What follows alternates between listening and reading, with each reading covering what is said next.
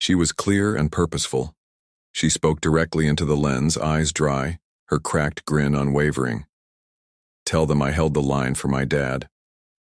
7 minutes later, her blood was painted across the Dominion banner. The last image the galaxy saw, the moment the Dominion's broadcast went live, her father arrived. Earth's entire communications infrastructure failed to withstand the weight of collective screams as billions cried out in indignation and horror. Mothers held their children close. Soldiers watching from their barracks crushed the edges of steel. Tables with white-knuckled fists. Within 30 seconds, humanity hijacked every major broadcast node using an illicit override, hijacking theaters, channels, feeds, turning the Dominion's broadcast into a call for vengeance. The assassins hadn't just executed a human girl. They'd made an example out of her and sent a message. At the United Nations Earth Defense Assembly, chaos erupted. Hundreds of politicians surged past one another, panic growing. Some demanded immediate mobilization. Others pleaded for caution, terrified of the reprisals this act might spark, of a full-scale galactic conflict igniting in real time. But between the shouting and panic, someone noticed. A string of code had silently infiltrated Earth's classified satellite arrays. It wasn't from any known agency. It hadn't been transmitted by any human leader, but the system recognized it. A dormant protocol awakening. Old systems unlocked. One ship request was approved.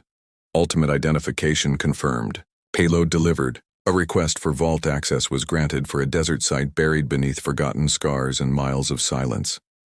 Dust hissed from a pressure-sealed bed as ancient cables snapped free. The figure that rose had no expression. His beard was rimmed with frost, and those who found him feared touching him longer than was necessary. He had cried himself to sleep. Then the Dominion crest reappeared above him. He muttered only one thing. She was just a kid. Without blinking, the lights turned blood red. The chamber walls receded, revealing a launch shaft older than most human colonies. The ship waiting inside wasn't sleek or elegant. It was made for one, and it didn't leave by force.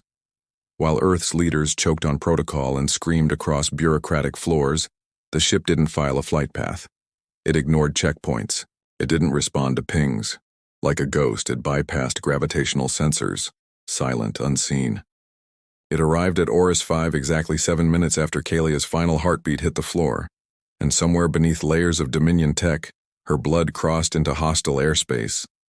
Systems, ancient ones, long wiped and declassified, registered one thing, a heat bloom, a single vessel, no transponder.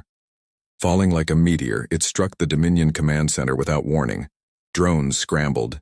Alarms screamed in languages no human had ever spoken. Emergency encryption failed. Transmission towers trembled. But it was already too late. The feed had been taken over again, this time by someone who didn't need satellites. Every Dominion screen, every internal channel flickered before replaying a single frame. Kalia's final smile. No sound, no words, just her grin. Then silence. No entry logs, no breach signature. Cameras on level 7 died first. By the time the guards noticed, level 6 was already gone. The static floors dropped again. 5. 4. The temperature in the main control room plummeted. 3 layers of security vanished. The lights flickered. Then a voice on the intercom, not his, hers. Kalia's original unedited final message. "Tell my dad I held the line." The assassins realized they weren't being invaded. They were being buried. He moved like a shadow. No armor, no war cry. His pulse blade slid along his wrist, retracting quietly like it didn't want to be seen. Anyone who tried to stop him, gone. Not just dead, absent. No bodies, no heat. One officer's last recorded echo repeated endlessly. A closed door, a dropped rifle. He fled. The figure hadn't even been there a second before. His brain chip looped into blackness. The feed died deep within the data core. Old protocols attempted to expel the intruder. Instead, they unlocked what was buried. War plans, assassination contracts, blood bounties. The Dominion had revealed itself, and Earth hadn't even asked. But he wasn't here to leak secrets. He was here to erase them. For 7 minutes, he wasn't alone. Kalia's emergency beacon, her heartbeat had kept pinging. Not to Earth, not to the military, but to one relay, one ID tag. Blackout Division. No rank, no title, just a name, a set of procedures, and one word at the end. That one heartbeat lit the fuse. It woke the vault. It launched the ship. In the Dominion's upper chamber, their high general stood surrounded by armored guards. One lieutenant trembled as the final feed faded to black. The general turned slowly and everyone assumed he was dead. The lights in the room cut out. In the dark, something moved. An ancient Earth badge slid across the floor. No sound. It stopped at the general's boots. A triangle was etched onto its face. Silence fell. A final message played, a voice calm and controlled. For 7 minutes she held the line, and the Dominion capital fell into darkness. The ground shook. Flames rose. Steel bent like leaves in autumn. The unmarked vessel lay crumpled in the marble plaza, still humming like it wasn't finished yet. No one had seen it arrive. The perimeter defenses never fired. The AI reported no intrusions, just looped footage of empty halls. No galactic registry recognized the ship. But Dylan, he walked through the ash, boots silent, pressing against scorched stone. He moved like someone who'd done it before. Time didn't seem to exist for him. He ignored the hum of energy weapons charging behind darkened windows, held something in his hand, a small device cracked, trapezoidal, Kalia's field tracker. Her last signal pinged just ahead, the Dominion command floor, her blood still warm in the stone. He stepped forward.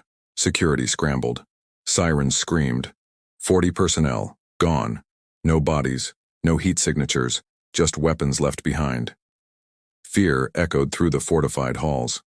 On level 5, red lights began to blink. 3 Dominion scouts spotted him from the high steps of a courtyard. They raised their rifles. He paused, tilted his head, listening. Not to them, but to something. The scouts froze. Their helmet feeds died, not jammed, just gone. Only a single frame remained. A teenage girl backlit by dusty sunlight, still smiling. Command dispatched reinforcements but found nothing. No bodies, only weapons. The Dominion general screamed, demanded ID, called for every operative profile. In the last 70 years, one file refused to close. It looped, releasing old codes, buried data, unrecoverable, null lantern. No photo, no age, no unit, just a triangle. Clear history, exemption granted from galactic law. The general knew that name. A myth from the Syros uprising. A man who silenced an entire species without speaking a word. And the only thing he wore was a patch, a black triangle. Dylan entered the broadcast chamber surrounded by towers of flame-retardant glass screens, data pylons, monuments to Dominion power. He didn't even blink. He knelt beside a dark stain. Kalia's scorch marks formed a twisted sigil, the same one etched on her belt. His tracker beeped 3 times, then stopped. When the Dominion commanders tried to send a distress signal, the relays denied the request. Not because of failure, but because a root command told the system, "This is not your war anymore." They tried rerouting, rebooting, but the ghost code had already infected the core. And through the static, her voice played, "Kalia." No more forgiveness, no more warnings. Her silence had become a weapon. The last message to the Dominion guards. On level 3, one of them lowered his rifle and whispered. They were unreadable but plain, and his weapon was sheathed. He didn't require it. He was exploiting their systems and the sequences that the Dominion had sealed for generations, buried sins to strip them of their authority. Each action he made removed a new layer of their command files. Server maps were completely reworked. A section of their military archive returned to its initial plans, as if time itself were reversing. They only sensed a gradual chill growing beneath their skin, with nothing visible. As a final resort, the Dominion activated a planetary signal, one encoded into their oldest failsafe. The signal was the crust itself. It called all orbiting drones to gather above the base and use fusion plasma to purify. And when a whole species rebelled, the word extinction was only used once in Dominion history. Without hesitation, they sent it. And the sky above Oris 5 began to move. Hundreds of murder drones descended, but their carefully programmed precision routes did not target the base. They hovered silently, all lights off, perfectly,